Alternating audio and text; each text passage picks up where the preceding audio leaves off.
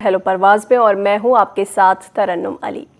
हर बच्चा अपने आप में ख़ास होता है, लेकिन कुछ ऐसे भी होते हैं जो किसी वजह से जिस्मानी तौर पर कुछ कमतर हो जाते हैं। जैसे बच्चा अगर पैदाइशी सुन नहीं पाता तो वो आमतौर पर बोल भी नहीं पाता। इसकी वजह है कि बच्चा जो सुनता है उसे दोहराकर ही बोलना सीखता है। अगर वो कुछ सुनेगा नहीं तो वो बोल भी नहीं पाएगा, और ऐसे बच्चों को कुछ भी सिखाना और समझाना बहुत मुश्किल होता है। लेकिन ऐसे बच्चों की मदद के लिए आज तमाम तकनीकें मौजूद हैं, जिनके ज़रिए उनकी ज़िंदगी आसान और बेहतर हो सकती है।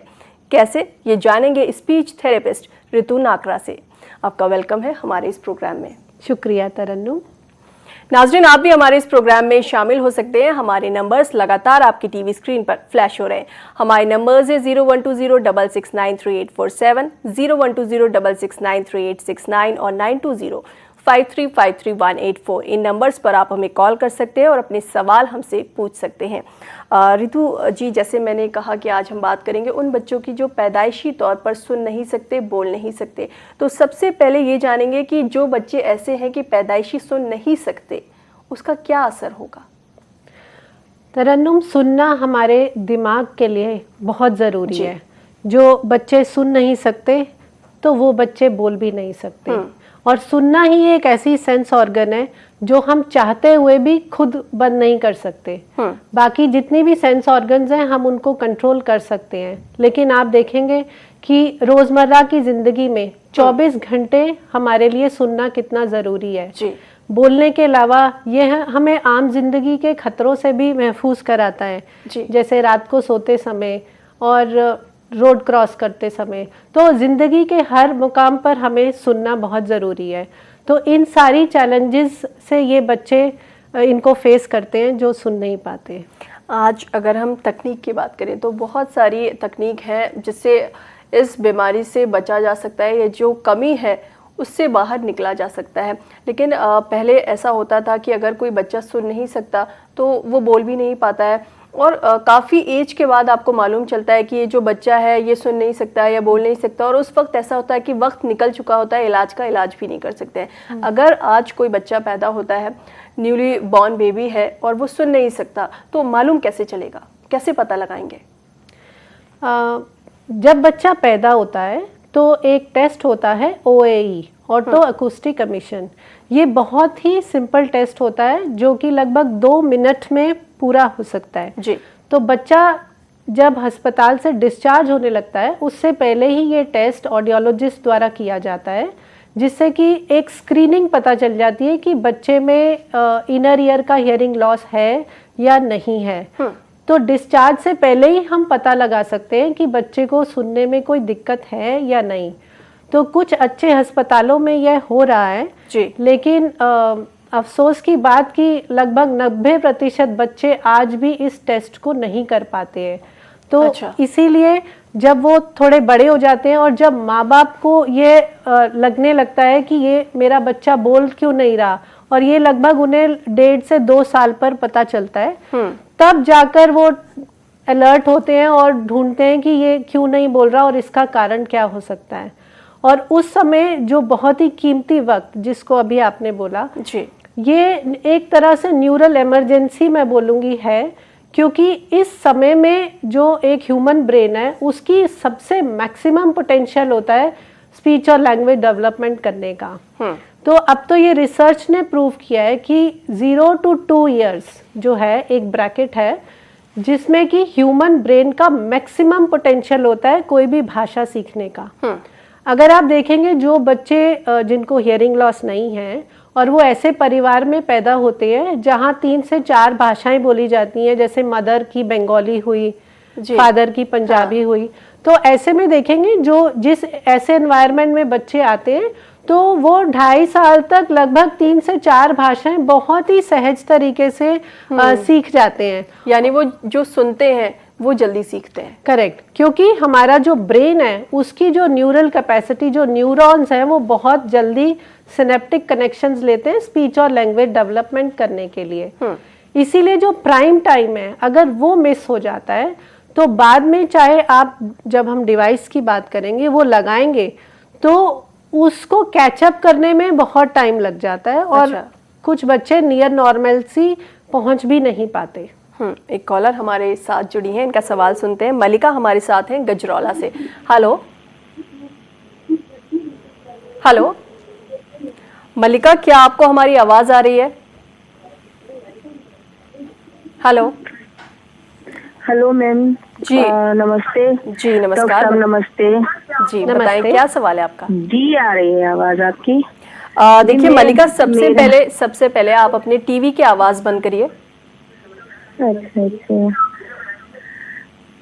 आप बताइए। हाँ जी बताएं, क्या सवाल है? जी बंद कर दी मैम। जी बताएं, सवाल बताएं। हाँ मैम नमस्ते, दोनों को नमस्ते। जी मेरा सवाल है कि मेरा एक बेटा है, 14 साल के हो गए हैं और वो सुनते बोलते नहीं है। अच्छा। और वो मतलब पैदाइशी नहीं है और छत से गिरने की वजह से उनका ऐसा हुआ है। अच्छा जी, अब मैं मतलब उसको मैंने सब स्पीच थेरेपी भी करवाई, एम्स में भी इलाज कराया, बहुत कुछ कराया मैंने उसके लिए, लेकिन कोई वो नहीं हुआ। सबने कहा कि आपके कॉग्निटिव प्लांट, ये जो मशीन होती है अंदरूनी, ये लगेगी। तो इतना मेरा मतलब बजट नहीं बन पाया जो मैं ऑपरेशन करा पाती। मेरे छोटे बच्चे में मतलब ऐसी मीडियम फैमिली से हूँ जी जी। तो इस वजह से मैं चाहती हूँ, ये बताइए कैसे करना है इसमें, मतलब इसमें कुछ हेल्प हो सकती है बच्चे की? ठीक है। ये जानना चाहती हैं कि क्या कुछ और ऑप्शंस हो सकते हैं, क्योंकि जिस मशीन की हम बात अभी आगे करेंगे वो बहुत ज़्यादा महंगी है, तो वो ये अफोर्ड नहीं कर सकती हैं। तो इनके लिए और क्या ऑप्शंस हो सकते हैं, किस तरह से इनका जो बच्चा है वो ठीक हो सकता है? देखिए, क्योंकि आप जांच पूरी करवा चुकी हैं और आपको पता है कि कॉक्लियर इम्प्लांट ही सॉल्यूशन है, तो ऐसे केस में मैं आपको बताना चाहूँगी कि बहुत सारी एनजीओज अब आगे बढ़कर आई हैं, क्योंकि उन्होंने इस टेक्नोलॉजी के रिजल्ट्स को देखा है और उन्होंने जब देखा कि इससे इतना फ़ायदा हो रहा है कि ज़िंदगी बदल जाती है, तो बहुत सारी एनजीओज अब आ गई हैं जो फंडिंग कर रही हैं। आप उनसे कांटेक्ट कर सकते हैं और वो आपकी बहुत मदद करेंगी। जी, आपने जैसे हम बात कर रहे थे तो आपने बताया था कि 90% जो बच्चे हैं वो स्क्रीनिंग टेस्ट ठीक से पास नहीं कर पाते हैं। जी। तो क्या वजह है, क्यों नहीं पास कर पाते हैं, कहाँ कुछ कमी रह जाती है? क्योंकि ये जो स्क्रीनिंग टेस्ट है ये हर अस्पताल में मैंडेटरी नहीं है, ऑप्शनल होता है। जी। तो माँ बाप को जानकारी नहीं है कि ये टेस्ट कितना ज़रूरी है। अगर आप आंकड़े देखें तो जो अब रिसर्च कह रही है 90 to 95% जो बच्चे हियरिंग लॉस से पैदा होते हैं हियरिंग पेरेंट्स के होते हैं। यानी कि उस परिवार में किसी ने भी ऐसा बच्चा एक्सपीरियंस नहीं किया जिसको हियरिंग लॉस हो। तो हमारी सोसाइटी में अवेयरनेस नहीं है, अवेयरनेस की वजह से ये टेस्ट कॉमन नहीं हुआ है। सिर्फ जो अच्छे अस्पताल हैं प्राइवेट, उनमें ये टेस्ट हो रहा है, जिससे उन बच्चों को उसी टाइम हम फर्स्ट 3 months में पूरा डायग्नोस्टिक करके हियरिंग एड्स लगा देते हैं। एक कॉलर हमारे साथ और जुड़े हैं, सवाल सुनते हैं। हेलो जी। हेलो हेलो, अस्सलाम वालेकुम। जी वालेकुम सलाम, बताएं क्या सवाल है आपका? बेटा, मैं सबसे बड़ा वीटीवी उर्दू का शुक्रगुजार हूँ। जी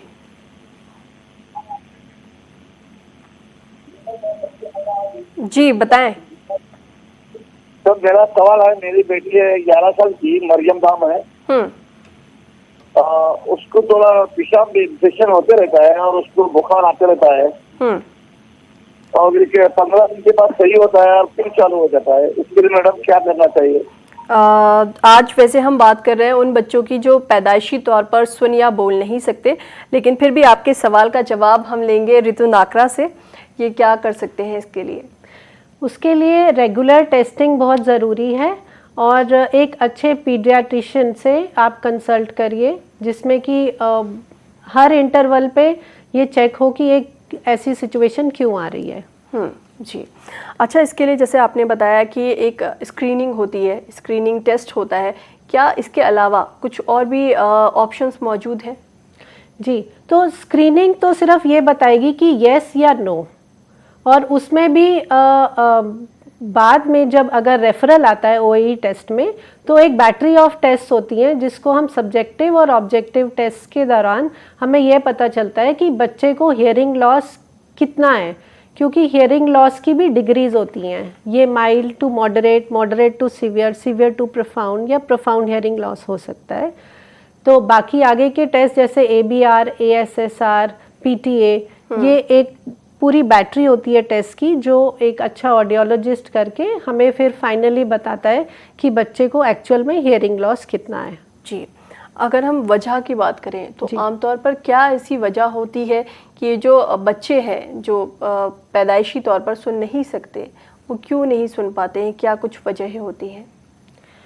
हियरिंग लॉस के बहुत से कारण हो सकते हैं। ये प्रीनेटल स्टेज यानी कि जब बच्चे गर्भ में होते हैं उस दौरान अगर माँ ने कोई ऐसी मेडिसिन, स्पेशली कोई एंटीबायोटिक्स खाई हैं तो वो बच्चे के सुनने पर असर करती हैं, तो ऐसे बच्चे हियरिंग लॉस से अफेक्ट हो जाते हैं। अच्छा, इसीलिए ये जानना बहुत ज़रूरी है कि हम सुनना शुरू कब करते हैं। तो मैं ये बताना चाहूँगी कि जब बच्चे 20 वीक्स की जेस्टेशन पीरियड में होते हैं, अच्छा, तब से वो माँ के गर्भ से सुनना शुरू कर देते हैं। इसीलिए बोला जाता है कि माँ को अच्छे एनवायरनमेंट में रहना चाहिए, अच्छी बातें सुननी चाहिए, क्योंकि जो माँ सुन रही है वही बच्चा भी सुन रहा है।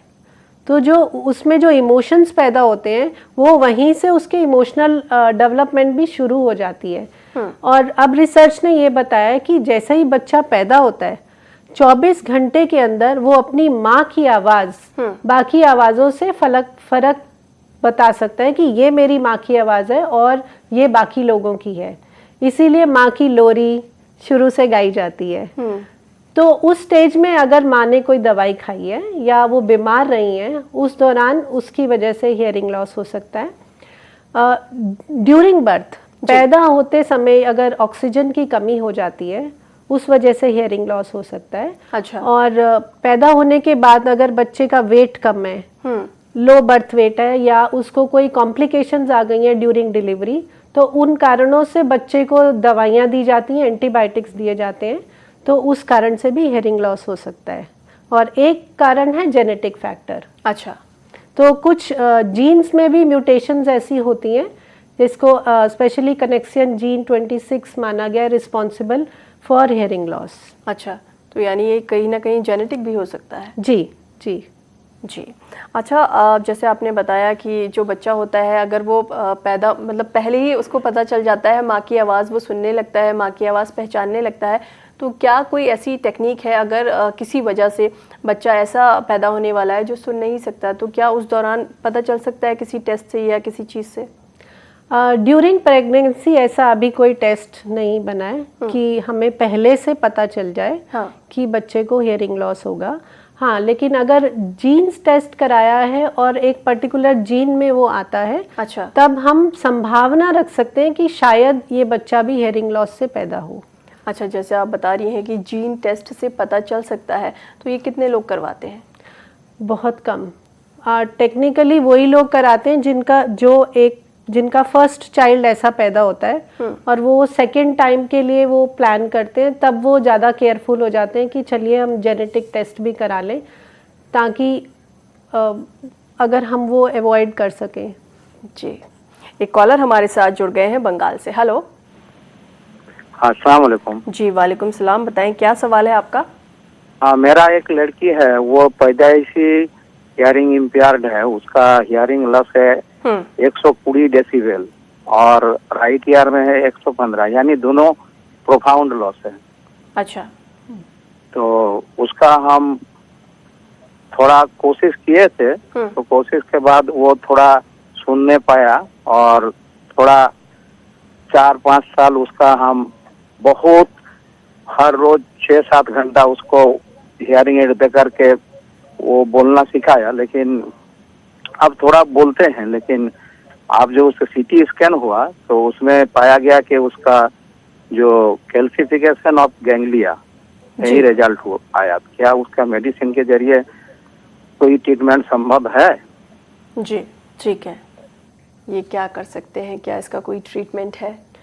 देखिए, इसका कोई ट्रीटमेंट नहीं होता। इसमें आप ENT सर्जन से कंसल्ट करवा के कॉक्लियर इम्प्लांट अगर इस सिचुएशन में हो सकता है, ये एक कॉक्लियर इम्प्लांट सर्जन ही आपको गाइड करेंगे।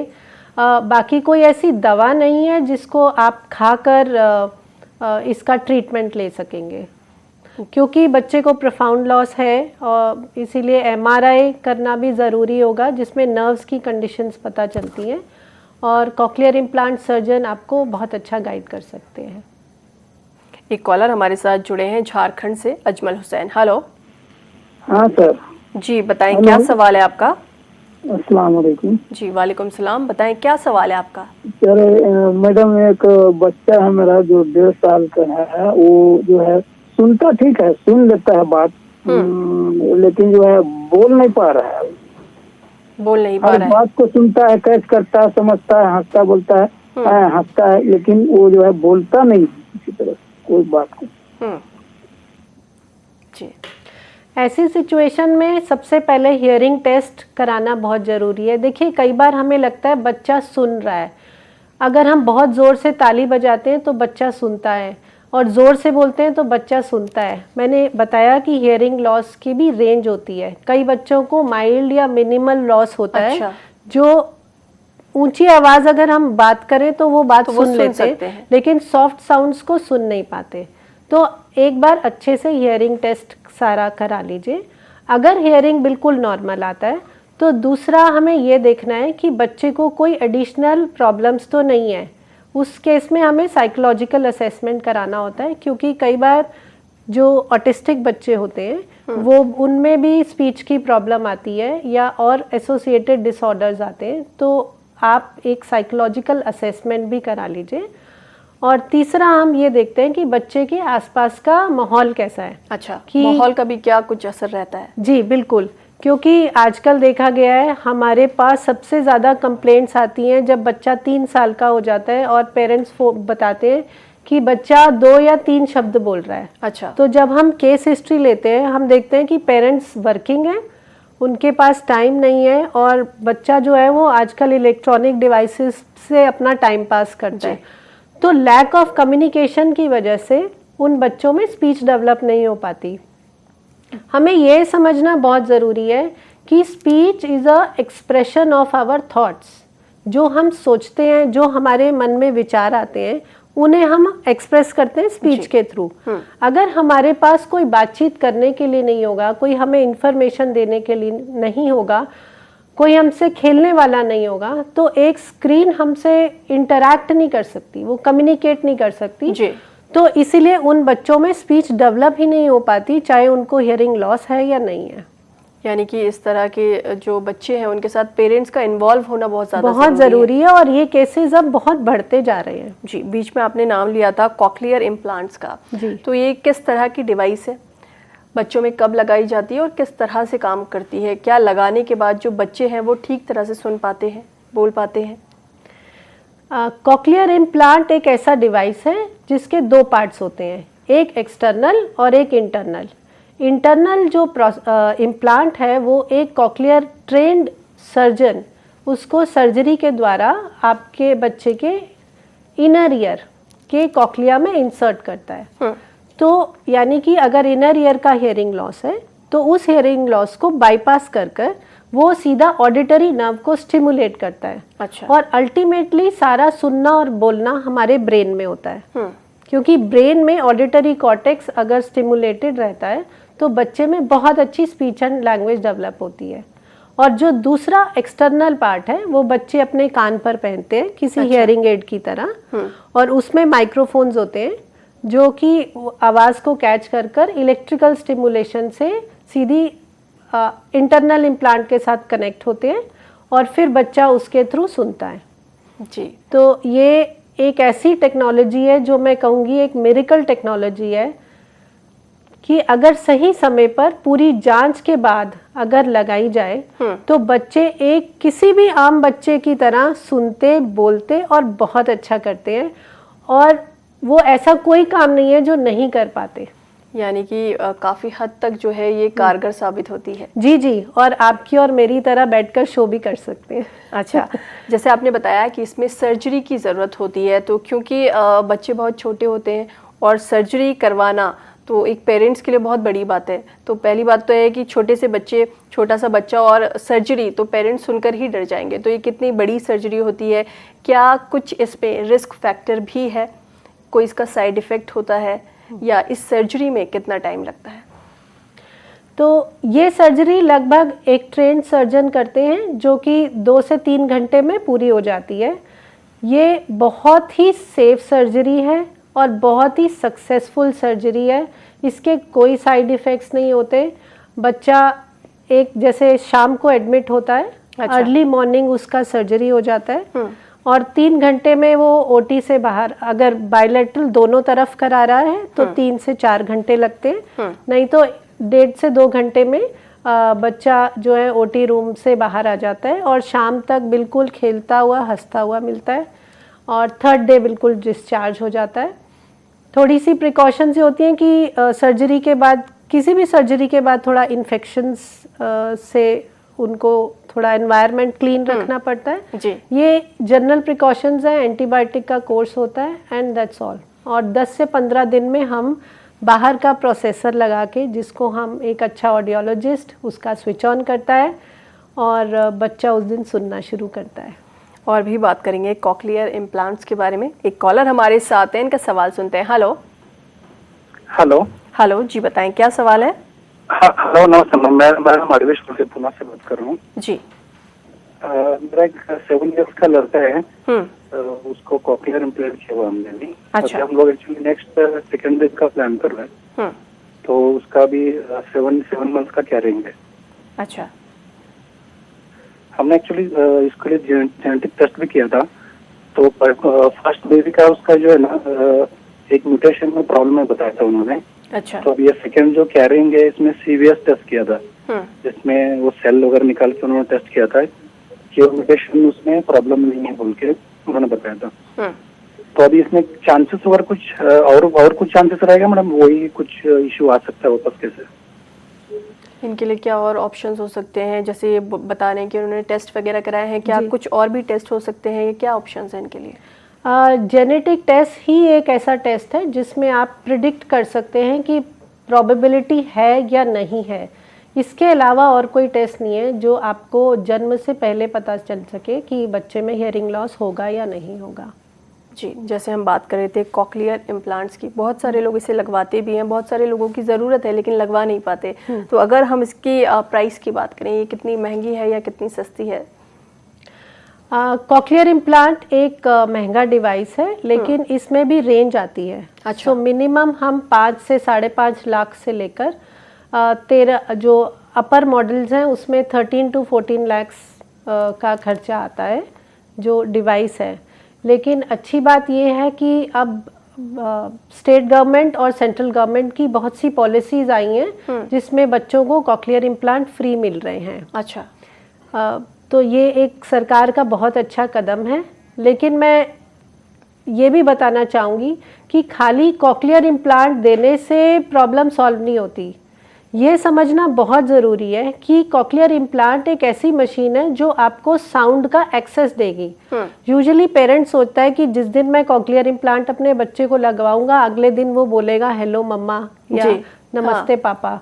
ऐसा नहीं होता है, क्योंकि ये वही स्थिति बच्चों की हो जाती है कि जैसे आज हम यहाँ से चाइना चले जाएं और चाइना में जाकर हम मैंड्रिन सुनते हैं, तो हम सुन तो रहे हैं लेकिन हमें समझ नहीं आ रहा कि ये क्या हो रहा है, ये बोल क्या रहे हैं। सेम स्थिति हमारे बच्चों की होती है, क्योंकि इनको पहले सुनने का एक्सपीरियंस नहीं होता, तो उनके लिए नई चीज होती है। वो समझ नहीं पाते हैं। हमें इसके लिए क्या करना होगा? क्या जो हम अक्सर सुनते हैं स्पीच थेरेपी के बारे में, वो थेरेपी इन्हें देनी चाहिए? बिल्कुल, थेरेपी एक इंटीग्रल पार्ट है एक अच्छे आउटकम को लाने का। सर्जरी और इम्प्लांट देना इस पूरे प्रोसेस में अगर आप देखें तो केवल 10% है। तो मैं यही गवर्नमेंट को भी बताना चाहूँगी कि इम्प्लांट देकर छोड़ देना, उसका फॉलोअप ना करना is not a solution, it is a national waste. उसकी बजाय हमें पूरा एक प्रोग्राम बनना चाहिए जिसमें कि कंटिन्यूएशन ऑफ कि आपने अगर किसी को इम्प्लांट दिया है तो क्या वो बच्चा रेगुलर थेरेपी पे आ रहा है। सिलेक्शन ऑफ फैमिली बहुत ज़रूरी है कि वो कमिटमेंट होनी चाहिए कि अगर हमें इतने लाख रुपया हमारी सरकार दे रही है तो बच्चे के साथ प्रॉपर बच्चे के डिवाइस की मैपिंग जो ऑडियोलॉजिस्ट करते हैं वो होनी चाहिए। अच्छा मैप अगर नहीं दिया होगा तो इलेक्ट्रोड्स को सेटअप करने में बच्चे को ठीक से सुनाई नहीं देगा। यानी कहीं ना कहीं बात करें तो अवेयरनेस की कमी है। अगर पेरेंट्स अवेयर हो जाएं तो बचपन में ही वो पहचान सकते हैं कि उनका बच्चा बोल नहीं पाएगा क्योंकि वो सुन नहीं सकता। तो उस पर बचपन से ही काम करना शुरू कर दें तो हो सकता है जो आगे ज़िंदगी हो वो बेहतर हो जाए, काफ़ी आसान हो जाए। ऋतु, आप हमारे स्टूडियो में आई, तमाम कॉलर्स के सवालों के जवाब आपने दिए। उम्मीद है कि आपकी बताई हुई हर बात का वो फ़ायदा ज़रूर उठाएंगे। आपका यहाँ आने के लिए बहुत बहुत शुक्रिया। शुक्रिया नाजरीन, आपसे फिर मुलाकात होगी अगले हफ्ते। तब तक हमें दीजिए इजाज़त। आप रहिए खुश और मुस्कुराते रहिए। फिलहाल दीजिए इजाज़त। आदाब।